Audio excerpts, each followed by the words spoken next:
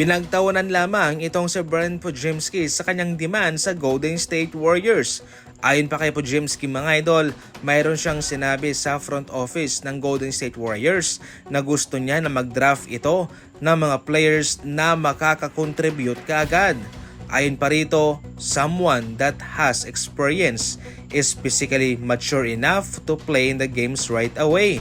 I think that's kind of as an organization. Mayroong 11 picks sa ngayon ang Golden State Warriors. So far, makakapili ka na ng decenteng prospect niyan mga idol. Pero hindi ko lang nagustuhan itong sinabi ni Podziemski na nagde-demand siya ng isang player na mayroong experience kaagad. Siyempre kung rookie ka ay wala ka pa talagang experience at mangangapa ka pa sa NBA. Maski man nga yung mayroong experience sa labas na naglalaro sa Europa o sa NBL sa Australia ay nahihirapan pa rin po.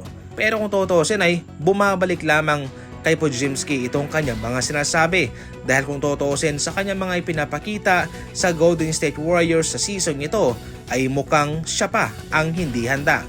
Mayroong mga pagkakataon na marami siyang mga pagkakamali na hindi niya sinusunod ang kanyang mga veteranong teammates na para bang gusto niya na siya na ang maghahari-harian sa Golden State Warriors. Immature pa itong si Podziemski mga idol.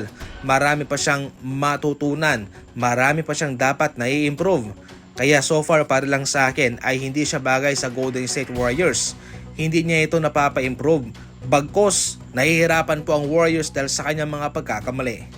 Sa bandang huli ay hindi naman po bulag ang Golden State Warriors para hayaan na lamang ito at ating abangan kung ano nga ba ang magiging final decision ng Warriors sa kanya. Ngayon pa lang mayroon ng tumalpak sa Knicks na hindi sila mananalo ulit ng kampyonato sa susunod na season. Sa ngayon sa huling siyam na season ay wala pong NBA team ang naka back-to-back champion. Bawat season mayroong bagong champion mga idol. Kaya sa ngayon pa lang ay mayroon ng tumaya. At alam nyo ba, isinugal niya ang kanyang $38,000 at yung possible payout niyan ay nasa $51,000. Medyo malaki din mga idol. Pero malaking risk ang kanyang ginawa. Matagal pa at marami ang posibleng mangyari sa lahat ng mga kupunan. Mayroon ding mga magagaling sa Eastern Conference at posibleng magpahirap yon para sa daan ng Knicks na makabalik para sa NBA Finals.